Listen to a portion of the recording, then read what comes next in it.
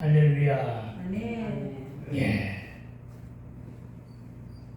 오늘의 제목은 엎드리라입니다. 엎드리라. 제목만 보고도 결론이 어떻게 맺을지 여러분이 잘 아시리라 믿습니다. 이제 저와 여러분은 기이한 일들을 하나님의 기적의 역사로 맛보았고 만났고 체험했습니다. 이제 우리가 해야 할 일은 오늘 제목처럼 엎드리는 일이라는 것입니다. 그래서 진정코 엎드림으로 말미암아 그 일이 현실로, 그래서 체험됨으로 하나님이 하셨어요 라고 하는 것을 각처에서 아니면 교회에서 간증하며 다니게 되길 주의 이름으로 축원을 드립니다. 아멘. 여러분, 엎드림의 순종입니다. 그래서 엎드림의 순종, 엎드림의 순종. 그야말로 이때가 엎드림의 순종이 바로 우리에게 모두 필요한 때임을 믿으시기 바랍니다. 아멘. 기도의 영성이 회복되어야 될 때입니다. 아멘. 기도함으로 우리의 신원이 강건케 되어지고 아멘. 우리의 첫사랑이 회복되어야 될 때임을 믿게 되길 주의 이름으로 축원을 드립니다. 아멘. 여러분, 성경의 인물 중에서 가장 잘 엎드린 인물들, 손꼽으라고 하면 상당히 많은 인물들을 우리가 꼽을 수가 있습니다. 그런데 역시 이 인물 중에서 가장 우리가 쉽게 생각할 수 있는 인물 역시 다윗입니다. 다윗 그는 늘 엎드렸습니다. 그리고 어떻게 살았느냐? 그의 인생의 전생에는 무자와 가로대 인생이었습니다. 하나님께 항상 물었고 하나님의 음성을 들었고 음성을 들은 다음에 행동했습니다. 그래서 그를 무자와 가로대라고 말합니다. 다윗은 처음은 목동으로 시작했음을 여러분 잘 아실 것입니다. 그는 목동이었습니다. 목동인 그가 어두운 밤 짙은 흑암 속에서 온갖 짐승들과 그리고 강도들로부터 양을 지키기 위해서는 오로지 그가 할 수 있는 일은 하나님께 매달 수 있는 일밖에 없었을 것입니다. 그가 사무엘이라고 하는 선지자로부터 기름 부음이 임한 후에 이스라엘의 다음 왕으로 사울 다음 왕으로 약속을 받은 이후에도 그는 수없는 고난과 초대왕 사울로부터 쫓김을 당하게 됩니다. 그럴 때마다 그는 늘 엎드렸다는 것입니다. 그로 인해 그가 무자와 가로대 인생을 산 사람이라는 별칭을 얻게 되지만 이 말은 사무엘상 23장 4절에 다시라는 말로 그 단어 속에 묻어나는 것을 발견하게 됩니다. 다시 말해 다윗은 사방으로 적들에게 둘러싸인 듯한 처지에 놓여 있었고 피신중임에도 불구하고 어려움에 처한 그 일라 백성을 돕기 위해서 여호와께 묻습니다. 그 묻는 과정이 사무엘상 23장 4절입니다. 사무엘상 23장 4절은 이렇게 말합니다. 다윗이 여호와께 다시 묻자온데 여호와께서 대답하여 이르시되 일어나 그 일라로 내려가라. 내가 블레셋 사람들을 네 손에 넘기리라 하신지라. 아멘. 그렇습니다. 뭘 물어봤을까요? 내가 이렇게 쫓기고 있는 몸임에도 불구하고 주여 그 일라 백성이 매우 어려운 지경에 처해 있습니다. 주여 내가 저들을 도울까요 말까요? 주여 내가 저들을 도우러 갈 때 주님께서 블레셋인들을 물리쳐 주실 건가요? 아닌가요? 하고 물은 것이 바로 사무엘상 23장 4절입니다. 그럴 때 주께서 대답합니다. 오냐? 내가 그 기도를 들었다. 가라. 그러면 내가 블레셋 사람들을 네 손에 넘겨주리라. 이렇게 응답하십니다. 그렇습니다. 늘 그랬습니다. 다윗은 하나님께 물었고 여호와 하나님은 답을 이렇게 늘 주셨다는 사실을 믿으시기 바랍니다. 왜 이 말이 강조되느냐? 기도하면 기도가 하나도 땅에 떨어지는 것이 없이 하나님께 상달됨을 믿으시기 바랍니다. 그리고 하나님은 항상 응답으로 답해 주시면 믿게 되기를 주의 이름으로 축원을 드립니다. 여러분, 다윗은 이렇게 사면초가의 상황 속에서도 늘 주께 물었습니다. 저와 여러분도 그렇게 해야 될 줄로 믿습니다. 주의 음성을 듣고자 무릎을 꿇었고 들은 후에는 반드시 그는 순종했다는 것입니다. 어디 다윗뿐이겠습니까? 저와 여러분이 잘 아는 또 한 사람 모세도 그랬다는 것입니다. 그도 늘 엎드렸습니다. 애굽의 대적들 앞에서도 하나님 앞에 엎드렸고 홍해 바다 앞에서도 그가 엎드림으로써 홍해를 가르는 기적을 견인해 내었으며 광야 횡단 중에 오랜 횡단의 고난 가운데서 백성들은 늘 불평과 불만을 나타내기를 일쑤였습니다. 물이 없으면 물을 달라고 모세에게 불평했고, 물론 모세에게 불평했지만 하나님을 원망한 거죠. 배가 고프면 밥을 달라고, 식량을 달라고, 고기가 먹고 싶으면 고기를 달라고. 횡단 중에 이 이스라엘 족속은 늘 모세를 붙들고 흔들어대고 그에게 도전하고 그를 못살게 굴었습니다. 그럴 때마다 다윗은 엎드렸습니다. 모세는 엎드렸습니다. 그리고 온갖 대적들의 도전에도 엎드림의 순종으로 해결을 받았습니다. 이렇게 다윗과 모세 외에도 엎드림으로 많은 기적을 견인해낸 인물은 옛날에도 많았고 지금도 상당히 많다는 것을 기억하시기 바랍니다. 지금도 응답은 일어난다는 것입니다. 지금도 응답은 기적처럼 저와 여러분에게 다가온다는 사실을 믿으시기 바랍니다. 그래서 아멘 하신 그 믿음대로 오늘은 여호수아의 엎드림의 순종을 살펴보고자 하는 것입니다. 여러분, 오늘 우리는 우리가 묵상하지 않은 그냥 읽어만 돈 4장과 5장의 말씀을 중심으로 여호수아와 이스라엘 족속이 요단을 건넌 이후의 삶을 되돌아보기를 소망합니다. 한 번 읽은 것을 여러분이 기억에 새롭게 나타나지는 않겠지만은 그래도 총정리를 해드리겠습니다. 먼저 4장에서는 요단강을 건넌 백성들은 하나님이 지시하신 대로 요단강에서 12개의 돌을 취했다고 성경은 말합니다. 그리고 이것들은 왜 하필 12개냐? 그 12은 12개, 12의 지파를 말합니다. 이스라엘은 12지파로 구성되어 있습니다. 그리고 이 10이라고 하는 숫자는 끝내 신약시대에도 이어지죠. 왜요? 예수님의 제자가 12입니다. 그래서 하나님 나라의 천사장으로 하나님 주변에서 호위하고 있는 장로가 몇이냐? 24장로라 해서 24장로라고 말하고 있는 것임을 기억하시기 바랍니다. 어쨌든 12지파입니다. 그리고 우리도 오늘 12제자를 위하여 기도하게 되기를 부탁을 드립니다.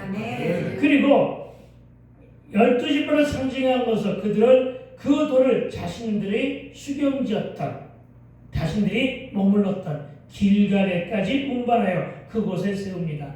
그리고 그 이유를 4장 7절은 이렇게 설명함으로 증거합니다. 제가 읽어드릴 테니까 여러분 한번 4장 7절을 보시기 바랍니다. 그들에게 이르기를 요단물이 여호와의 언약궤 앞에서 끊어졌나니 곧 언약궤가 요단을 건널 때 요단물이 끊어졌으므로 그 돌들이 이스라엘 자손에게 영원히 기념이 되리라 하니라. 아멘. 영원한 기념이에요. 영원한 기념. 뭐에 대한 영원한 기념입니까? 하나님이 향하신 영원한 기념입니다. 기념비를 세우게 하셨음을 믿으시기 바랍니다. 그렇습니다. 그들이 그 돌들을 세운 이유는 그 돌을 보는 자들마다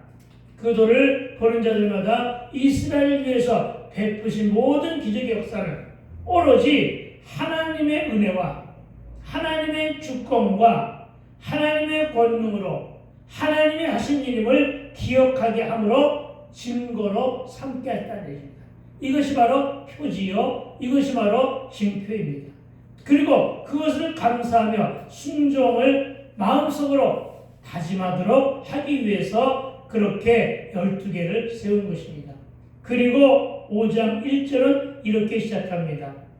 요단 서쪽의 아모르 사람의 모든 왕들과 해변의 가나안 사람의 모든 왕들이 여호와께서 요단물을 이스라엘 자손들 앞에서 말리시고 우리를 건너게 하셨음을 듣고 마음이 녹았고 이스라엘 자손들 때문에 정신을 잃었더라. 아멘.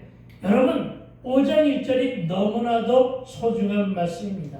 왜냐하면 오늘 이 광경을, 이 기이한 일을, 이 소식을 이스라엘 사람들만 눈으로 본 것이 아니라 발 없는 말이 천리를 가듯 가나안 족속들 모두에게 그 소식이 소문이 다 들려졌다는 것입니다.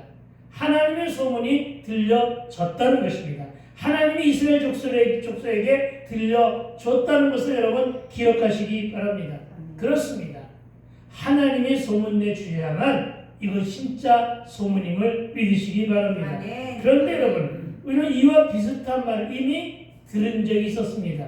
이미 2장 10절과 11절에 정탐꾼과 라합이 나눈 대화 중에 이런 내용이 있습니다. 이는 너희가 애굽에서 나올 때 여호와께서 너희 앞에서 홍해물을 마르게 하신 일과 너희가 요단 저쪽에 있는 아모리 사람의 두 왕 시온과 오게에게 행한 일을 곧 그들에게 견면시킨 일을 어떻게 했다? 우리가 들었음이라고 고백하는데 2장 11절은 이렇게 말합니다. 우리가 듣자 곧 마음이 녹았고 너희로 말미암아 사람이 정신을 잃었나니. 아멘. 여러분 이 귀한 일을 듣고는 마음들이 녹았고 사람들은 정신을 잃었다고 그렇게 성경은 기록합니다. 무슨 말입니까? 그 소문은 여리고 성 안의 사람들만이 들은 것은 아니었다는 것입니다. 이미 가나안 사람들 대부분은 가나안 민족들, 특히나 아모리 족속과 해변의 가나안 민족들이 다 들었다고 성경은 기록하고 있습니다. 여기서 아모리 족속, 이 아모리 족속을 자꾸만 반복되어 나오는 이유가 아모리 족속은 가나안 원주민을 대표하는 가장 강대한 부족이었기 때문에 그리한 것입니다. 아모리 족속을 정복해야만 진짜로 가나안이 정복되는 것이었기 때문입니다. 그런데 그들이 하나님께서 하신 역사를 듣고는 마음이 녹았답니다. 마음이 녹았고 이스라엘 자손들 때문에 정신을 잃었다고 합니다.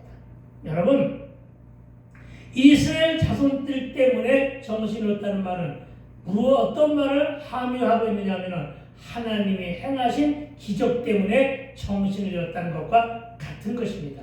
왜냐하면요 이들은 각자가 다 부족들 나름대로다가 자기들이 뭘 가지고 있어요? 우상들을 가지고 있다. 그런데 그들 우상들이 자기들을 위해서 그렇게 한 번도 해보지 않은 것은 그 우상들은 한 번도 요단을 가리지 않았잖아요. 그 우상들은 한 번도 홍해를 가리지 않았잖아요. 그런데 누가요? 이스라엘 족속들이 섬기는 하나님은 홍해도 가르고 요단도 가르고 광야에서 이스라엘 백성들을 안전하게 40년 동안 불기둥, 구름 기둥으로 인도하셨음을 이미 들어 알고 가슴들이 녹았다는 거예요. 아시겠습니까? 이것이 중요한 관건입니다. 왜냐하면 전쟁에서는 심리전이 가장 중요하잖아요. 그렇죠? 전쟁에서는 심리전이 중요합니다. 아니 사업을 해도 내가 상대와 무엇을 하려고 해도 내가 상대와 일을 할 때 심리전이 또한 마찬가지로 중요하잖아요. 그렇죠? 사업을 해도 마찬가지고 장사를 해도 마찬가지고 이 심리전은 어디에나 통하는 것인데 오늘 전쟁이란 말입니다. 이 전쟁에서 가장 중요한 것은 심리전인데 이미 가나안 원주민들은 이미 심리전에서 기선이 제압당한 거예요. 이미 지고 들어간 거란 말이죠. 저도 이스라엘 족속들은 하나님이 함께 하신대. 하나님이 함께 하시는데 하나님은 어떤 일을 하셨느냐면 홍해도 가르셨고 요단도 가르셨어. 그것을 갖다가 진짜로 보고 온 사람들이 와서 전한 것입니까? 그렇죠? 소문만 들은 것은 아닐 거 아니에요. 소문을 누가 들었어요? 소문을 전한 사람이 있을 거 아니에요. 그건 누구예요? 여러분 모든 사막이나 광야에 사는 사람들은요 그때 당시에는 SNS라든가 이런 것이 아니면 인터넷이 발달되지 않은 거기 때문에 늘 정탐꾼들을 보내고 살고 있거든요. 정탐꾼들은. 근데 그들이 본 거예요. 그들도 함께 본 거예요. 그냥 보고 와가지고 보고한 거예요. 그 소문이 퍼진 거예요. 그러니까 이미 그 그것을 보고 온 사람들이 얘기하니까 뜬 소문이 아니라 진짜 소문임을 알고 심리적으로 압박을 당하는 거예요. 기선이 제압당하는 거예요. 패배의식에 사로잡혔다는 거예요. 여러분, 전쟁에서의 승리는요, 우리 마음속에 패배의식이 사라져야 돼요. 네, 질 것이다 하면 안 되는 거예요. 반드시 이긴다 하고 나가야 되는데, 이스라엘 족속들은 하나님이 도우시기 때문에 이긴다는 자신이 있었어요. 그런데 가나안 족속들은 하나님 때문에 우린 질 거야 라고 하는 패배의식이 있었다는 것입니다. 여러분, 그렇습니다. 우리의 마음속에 여러분 결코 우리가 가지고 있는 패배의식을 지워버려야 돼요. 우리는 늘 실패와 실수를 많이 하기 때문에 늘 우리 마음속에 그런 의식이 있을 수가 있어요. 이 패배의식 지워버리게 되기를 주의 이름으로 축원드립니다. 아멘. 여러분, 하나님의 도우시면, 다시 얘기하면 나는 할 수 없지만은 내게 능력 주시는 하나님의 은혜 안에서 나는 할 수 있다. 아멘. 이렇게 감당하란 말이에요. 아멘. 그렇죠? 하나님도 늘 그렇게 말씀하셨어요. 할 수 있거든이 무슨 말이냐? 믿는 자에게는 능치 못할 일이 없다. 아멘. 여러분, 패배의식에 젖지 않게 되기를 부탁을 드립니다. 아멘. 즉, 이 말을 좀 더 확대해서 가면 가나안 족속들도 하나님께서 하신 기이한 일에 대한 소문을 듣고는 철저히 절망하고는 이스라엘을 향해서 대항할 용기와 전의를 상실했음은 물론 희생, 회생 불능의 절망 가운데 놓이게 되었다는 말인데, 이미 그들은 이스라엘 족속이 가나안 초입인 여리고 성읍 길갈에까지 진입했다는 소식에도 침묵합니다. 왜냐하면 웬만하면 저들이 모여가지고서 작전을 짜야 될 거 아니에요. 그런데 여리고 성뿐이 아니라 멀리 떨어져 있는 아모리 족속부터 시작해서 모든 부족들이 침묵하고 있는 거예요. 네, 작전을 짜지 못하는 거예요. 그냥 다만 정탐꾼만 보내고 눈치만 보고 있었단 말입니다. 왜? 이미 패배의식에 젖었기 때문에. 그리고 하나님은 저들이 이렇게 겁을 먹고 아무 일도 하지 못하고 있는 이때를 이용하여 하나님이 여유롭게 일을 하십니다. 그것은 바로 뭐냐? 길갈에서 여리고 성의 정복 전쟁을 치르기도 전에 영적인 행사를 하나 치르게 하는데, 그것이 바로 5장 2절에서 하나님께서 백성에게 행하신 할례입니다. 아마도 내가 보기에는 하나님이 이스라엘 족속에게 할례를 행하는 것 보고도 더 많이 기죽었을 거예요. 저들이 저렇게 여유로울 수가 있나? 왜냐하면 저들이 할례를 행하는 족속은 아니지만 할례가 뭔 줄을 안단 말이에요. 그렇죠? 할례는 남성들의 그 가운데 소중한 부분을 갖다 칼로 베는 게 할례예요. 얼마나 아픈 줄 아세요? 그거 일주일 정도는 간단 말이에요. 일주일 동안 꼼짝도 못하는 거예요. 그래서 생긴 말이 아픈 만큼 성숙한다는 말이 생긴 거예요. 아시겠어요? 무슨 말인지 모르면 넘어가시고. 네, 그런 거예요. 그러니까 그때는 이스라엘 족속들은 전쟁을 못 치러요. 이때 기술 뺏어야 되는 거예요. 근데 이때 기술을 못 하는 거예요. 왜? 이미 놀랐기 때문에. 그리고 저들이 저렇게까지 하는 것에 대해 완전히 패배의식뿐이 아니라 기죽었기 때문에 하나님은 그 틈을 이용하십니다. 그래가지고 할례를 치르십니다. 그리고 하나님의 이 할례를 행하신 이유는 하나님과의 관계와 언약의 갱신을 의미합니다. 여러분, 마음의 할례를 감당하게 되기를 부탁을 드립니다. 마음의 할례는 회개입니다. 회개를 통해서 마음의 할례를 행하여 하나님과의 관계와 언약의 갱신을 감당하게 되기를 부탁을 드립니다. 할례는 그만큼 중요한 의미를 지니고 있습니다. 그런데 신약에서는 세례로 대신하고 있다는 사실을 기억하고 넘어갑시다. 그러나 이렇게 요단을 건넌 후에 이스라엘 족속에게 할례를 명한 이유를 15장 4절과 5절에 설명하기를 4절은 이렇게 말합니다. 15장 4절입니다. 여호수아가 할례를 시행한 까닭은 이것이니 애굽에서 나온 모든 백성 중 남자 곧 모든 군사, 이들은 누구냐면 출애굽 1세대예요. 처음 모세와 함께 출애굽한 사람들은 애굽에서 나온 후 광야길에서 다 죽었어요. 그러니까 지금 현재 남아있는 사람은 여호수아와 갈렙 외에는 모두가 다 할례를 받지 않은 사람들이에요. 그러니까 출애굽 2세대잖아요. 그러니까 이스라엘에게 할례를 행한 이유는 하나님과의 관계를 확인하고 언약을 갱신하기 위한 것이다. 무슨 말인지 알아들으시겠죠? 그렇죠. 5절은 이렇게 말합니다. 그 나온 백성 출애굽 2세대입니다. 그 나온 백성 출애굽 1세대입니다. 그들은 다 할례를 받았으나 다만 애굽에서 나온 후 광야길에서 난 자는 출애굽 2세대예요. 지금 여호수아 밑에 있는 이스라엘 족속들이에요. 그들은 할례를 받지 못했습니다. 아멘. 이렇게 할례를 받지 못한 출애굽 2세대를 요단을 도강한 이후에 길갈에서 세례를 행하게 하시고는 10절에서 6월절의 절기를 지키게 하시고 11절에서 6월절 이튿날에 그 땅에 소산물을 먹되 그날에 무교병과 볶은 곡식을 먹었더라. 그리고 12절입니다. 또 그 땅의 소산물을 먹은 다음 날에 만나가 그쳤으니 광야에서 그들이 먹은 게 뭐예요? 하늘의 만나잖아요. 그렇죠? 그 만나가 그쳤으니 이스라엘 사람들이 다시는 만나를 얻지 못하였고 그 땅에 그 해에 가나안 땅에 소출을 먹었더라. 아멘. 여러분 우리 이 말씀을 보고서 뭘 의식할 수가 있을까요? 저들이 광야에서 행하지 못한 것을 요단 가까이 와서는 뭘 했다는 것입니까? 요단강 가까이 와서는 농사를 지었다는 거예요. 네, 이미 정착을 위해 준비했다는 거예요.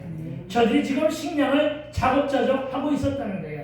그러니까 이들의 삶이 너무나 여유로웠던 거예요. 전쟁을 치르고 광야를 횡단하면서부터 이미 그들은 마음의 평안감과 여유로움을 찾고 있었다는 것을 의미합니다. 그러니까 농사를 짓고 있었던 것을 짐작이 된다는 것입니다. 그리고 13절에서 한 사람이 등장합니다. 한 사람. 자, 13절 우리 함께 읽읍시다. 시작. 여호수아가 여리고에 가까이 이었을 때 눈을 들어본 즉 한 사람이 칼을 빼어 손에 들고 마주 서 있는지라. 아멘. 그런데 여러분 이 14절은 그 한 사람이 누군가 했더니 14절에서는 그가 여호와의 군대 장관이라고 소개합니다. 그래서 오늘 우리는 이 군대 장관이 누구냐? 여호와의 군대 장관이 누구냐? 이렇게 궁금증을 가지고 있는데 이걸 좀 알고 가야 돼요. 이걸 좀 알고 가는 것이 필요합니다. 여러분 이분은요 이 땅에 성육신 하시기 전 이 땅에 임하신 성자 하나님으로 추정됩니다. 아시겠습니까? 이미 신약 이전에 바로 여기에서 이렇게 등장하신 것을 우리는 보게 됩니다. 게다가 이분은 창세기 3장 15절에서 여인의 후손으로 오셔서 뱀의 머리를 상하게 하실 분이요 라고 원시복음에서 소개한 그분임을 믿으시기 바랍니다. 그분이 누군데요? 신약시대에 오실 예수님이십니다. 그리고 이분은 창세기 18장에서 하나님의 사자로 오셔서 아브라함과 만나 이삭을 약속하신 분입니다. 또 이분은 소돔과 고모라의 심판을 말씀하시므로 이미 현현하신 바, 즉 나타내셨다는 것입니다. 네, 이미 나타나신 바 있었고 출애굽기 3장 2절부터 6절에 떨기나무 아래에서 모세와 만나 하나님이 이르시되 이리로 가까이 오지 말라. 네가 선 곳은 거룩한 땅이니 네 발에서 신을 벗으라 하시면서 모세에게 출애굽의 사명을 감당시키시고 명령하신 분이 바로 이분임을 믿으시기 바랍니다. 이렇게 직접 하나님이 우리에게 나타나셔서 말씀을 하고 계심을 믿으시기 바랍니다. 그러다가 이제 사사기 이후에는 주로 선지자를 보내셨고 선지자, 제사장을 보내셨고 그리고 신약의 시대에는 목사들을 보내고 있는 것임을 믿으시기 바랍니다. 여러분 이건 신학적인 해석이에요. 신학적인 해석이니까 여러분 그냥 그대로 주신 말씀대로 믿는 것이 좋을 것입니다. 그리고 14절입니다. 14절. 자, 14절이 그래서 뭐라고 하느냐면 그가 이르되 이날 나는 여호와 군대 대장으로 지금 왔느니라. 왜 왔어요? 하나님이 전쟁을 직접 선두에 서서 치르기 위해서 왔다는 것이요. 지금 왔느니라 하느니라. 여호수아가 얼굴을 땅에 대고 엎드려 절하고 그에게 이르되 내 주여 종에게 무슨 말씀을 하려 하시나이까? 아멘. 여러분 이 말씀이 중요한 거예요. 아시겠어요? 이 말씀이 14절에 여호수아가 얼굴을 땅에 대고 엎드려 절하고 그에게 이르되 내 주여 종에게 무슨 말씀을 하려 하시나이까. 아멘. 여호수아가 땅에 엎드려 절합니다. 여러분, 땅에 엎드려 절한 것은요, 상대에 대한 최고의 겸양의 표시입니다. 결국 여호수아는 지금 자신이 상대하고 있는 사람이 천군 천사를 호령하는 여호와의 군대 장관이심을 알고는 곧바로 엎드려 순종한 물론, 여기서 여호수아도 또한 우리도 깊이 깨달아야 될 것은 모든 전쟁의 모든 권한은 하나님께 있다는 것입니다. 이걸 믿어야 된다는 것이죠. 인생의 생사여탈권, 그리고 흥망성쇠, 그리고 개인의 삶의 문제이고 나라와 나라의 모든 전쟁이나 모든 역사는 하나님 손에 있다는 거예요. 이걸 믿으시라는 거예요. 그러니까 여러분, 핵이 물론 위험하죠. 물론 핵이 위험합니다. 그러나 핵전쟁으로 인류가 멸망하는 것이 아니라 하나님의 뜻에 의해서 인류는 멸망하는 거예요. 아시겠습니까? 이걸 여러분 기억하셔야 돼요. 그래서 전쟁의 위험 속에서 우리가 해야 될 일은 바로 뭐냐? 기도예요. 엎드림의 기도임을 믿으시기 바랍니다. 그렇습니다. 누구에게 엎드리라고요? 그렇죠. 하나님께 엎드려야 되는 거예요. 여러분, 이걸 말씀하기 위해서 오늘 엎드림에라고 하는 것에 대한 설교 제목을 정한 것입니다.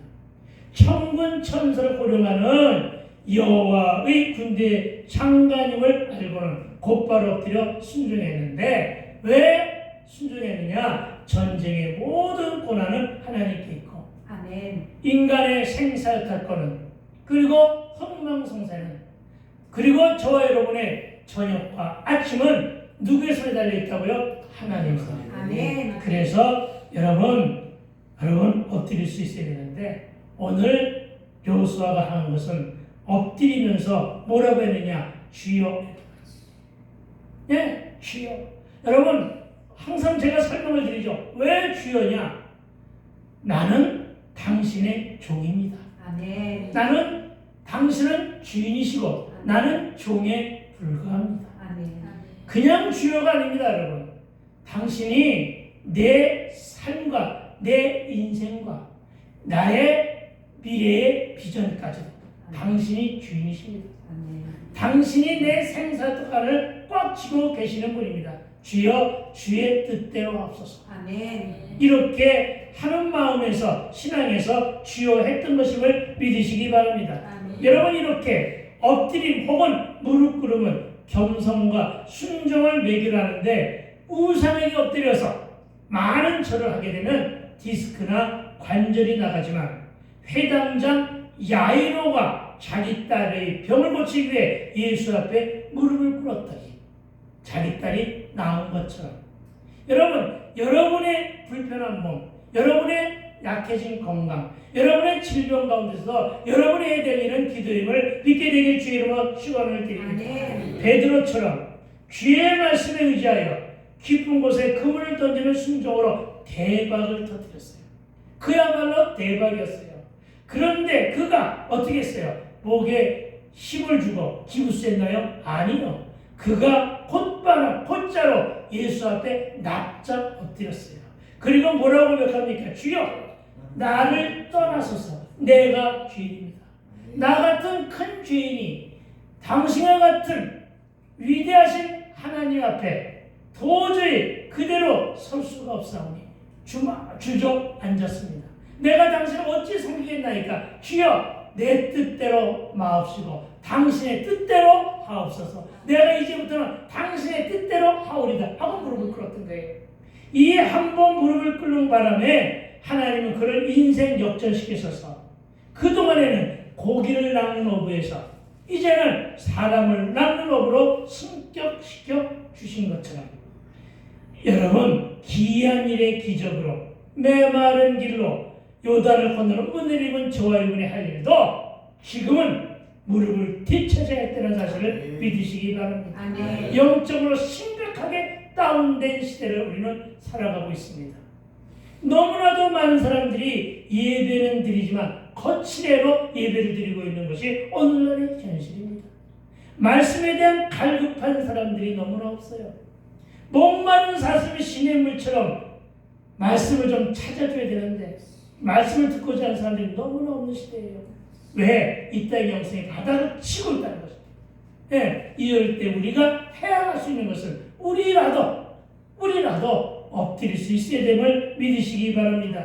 저와 여러분이 그랬을 때 저와 여러분에게도 인생 역전이 펼쳐지게 될 것을 믿으시기 바랍니다.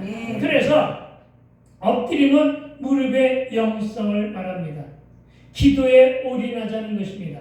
저와 여러분의 무릎의 영성들이 속히 회복되게 되기를 주의 이름으로 축원드립니다. 다시 말해 엎드림의 순종은 기도를 말하며 엎드렸다는 말은 나의 모든 것을 주께 맡긴 채로 드리는 겸손과 순종입니다. 그렇습니다. 모든 사건과 문제 해결은 엎드림의 순종에 달려있음을 믿으시게 되기를 주의 이름으로 축원을 드립니다. 여러분, 저도 이 산지를 취하여 그곳에 아버지의 마음을 시원케 해드릴 사역을 감당하고자 수없이 기도하고 있으나 아직은 아무런 조짐은 보이지 않습니다. 그러나 저는 엘리야 영성으로 기도하고 있습니다.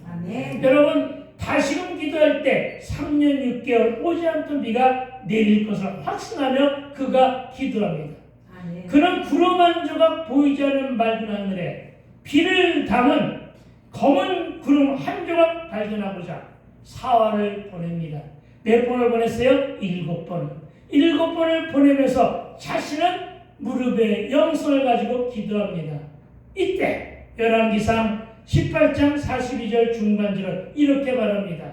갈멜산 꼭대기로 올라가서 땅에 꿇어엎드려 그의 얼굴을 무릎 사이에 놓고 간절함과 갈급함으로 기도하니 열왕기상 18장 44절은 7번째 이로서는 그가 말하되 바다에서 사람의 손바닥만한 작은 구름이 일어나나이다. 아멘. 여러분, 이 작은 구름, 손바닥만큼 작은 구름 한 조각을 발견하기 위해서 그는 이렇게 처절하게 기도했던 것입니다.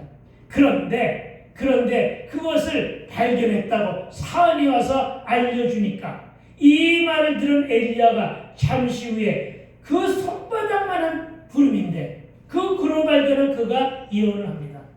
나는 저와 여러분의 영광이 이렇게 열리게 되기를 주의 이름으로 축원을 드립니다. 엘리야의 영성이 갑자기나 더하게 되길 주의 이름으로 축원을 드립니다. 사실은 이것은 여러분이 나누면서 기도할 것이지만 나는 여러분에게 그렇게 축복을 합니다.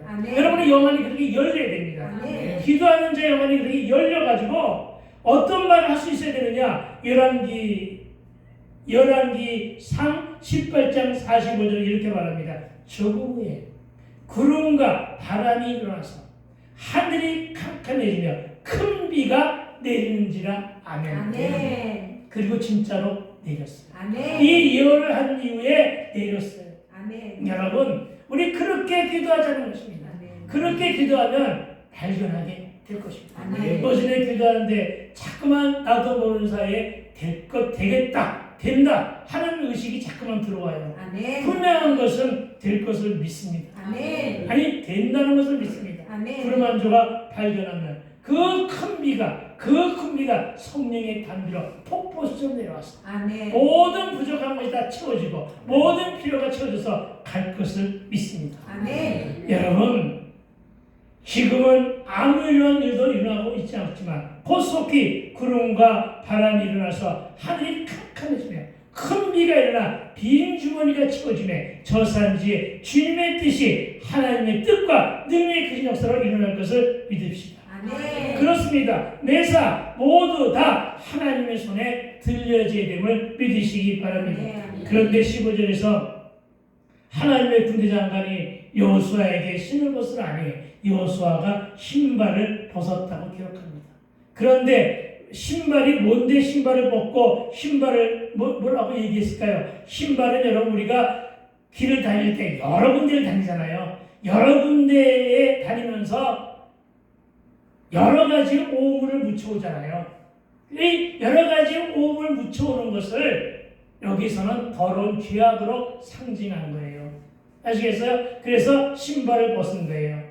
그러니까 여러분이 뭐 죄 지는 데 다녔다는 얘기가 아니고요. 저와 여러분 죄 지는 데 다녔다는 것이 아니라 여러분 다니다 보니까 신발에 받은 오물처럼 우리가 삶을 살면서 우리 마음속에 여러 가지 죄악의 오물이 묻어 있잖아요. 네, 이것을 벗으라는 거예요. 아멘. 이 말은 뭐예요? 회개하라는 것이죠. 아멘. 그렇죠? 따라서 거룩한 하나님과 상대하는 자로서 세상의 오물과 온갖 죄악된 세상을 들여다녔던 신발을 그대로 신고 거룩한 하나님을 만날 수는 없다는 것입니다.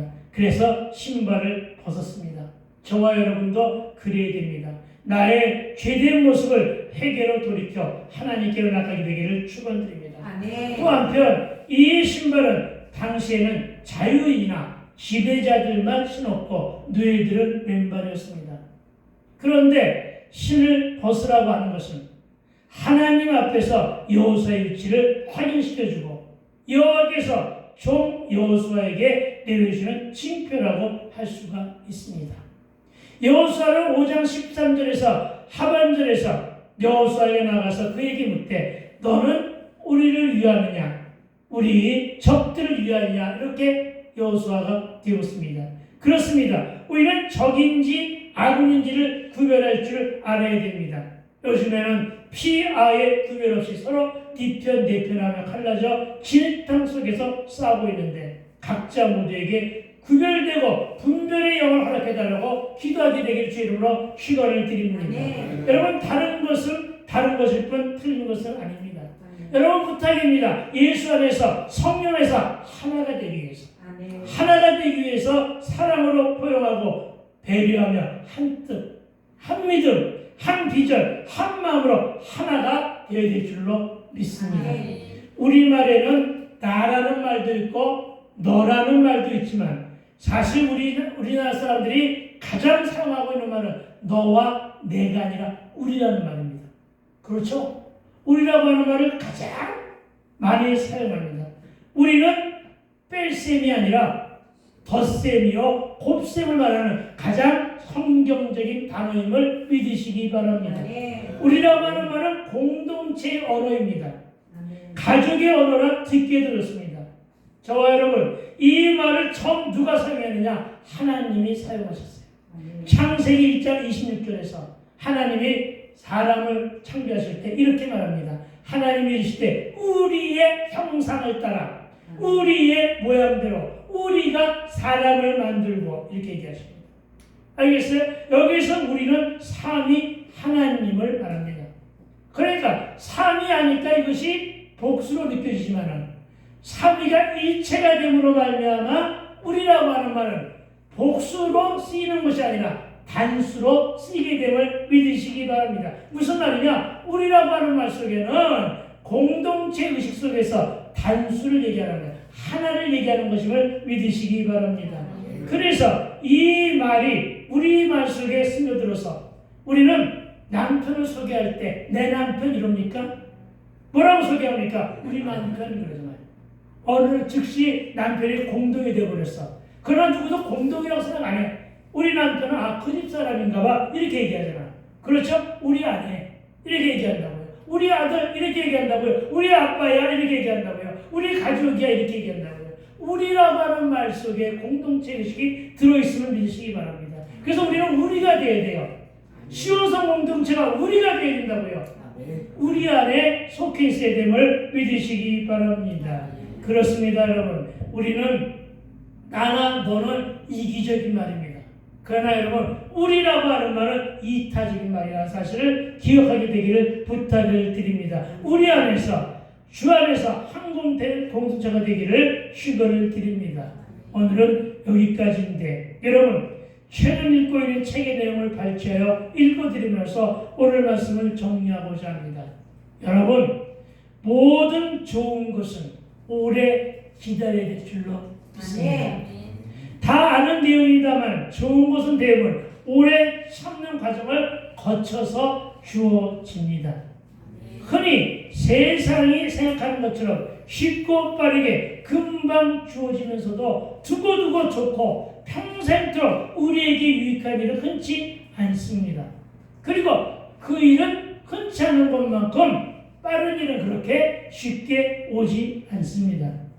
우리 평생에 복되고 가치 있는 것, 어떤 삶의 자리에서도 빼앗기지 않은 귀중한 것들은 오래 참고 견디고 기다리며 참아내는 과정을 거침으로 보석같이 주어짐을 믿으시기 바랍니다. 아멘. 뭐처럼 주어진다고요? 보석같이.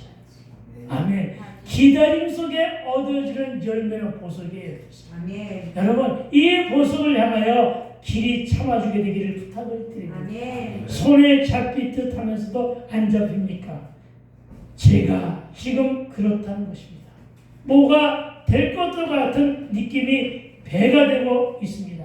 그래서 저와 여러분 무릎 꿇음으로 기도하며 기다리십시다. 아멘. 30년 기다린 거 오래 기다렸으니 곧 오겠지요. 아멘. 오게 될 줄로 믿습니다. 아멘. 비록 더딜지라도 속 기르실 그 주님을 엎드림으로 기다립시다. 아멘. 아멘. 말이 좀 길어도 이거 다 아는 것이니까 한번 따라합시다. 비록 더딜지라도 비록 더딜지라도 속 기르실 그 주님을 속히 주실 그 주님을 엎드림으로 기다립시다. 엎드림으로 기다립시다. 아멘. 로마서 5장 3장 5절은 환난 중에도 즐거워하나니 이는 환난은 인내를, 인내는 연단을, 연단은 소망을 이루는 줄 알미로다. 아멘. 소망이 우리를 부끄럽게 하지 아니하면 아멘. 우리에게 주신 성령으로 말미암아 하나님의 사랑이 우리 마음에 부음받음이니. 아멘. 아멘. 오늘 이 시간 우리가 엎드림으로 기다릴 때 은혜에게 은혜를 주시고 성령 충만함으로 우리의 일을 감당하실 그 주님을 향하여 우리 잠시 동안만 기도하게 되기를 부탁을 드립니다. 이 시간에 우리 기도하며 나갑시다. 잠깐만 들어주세요.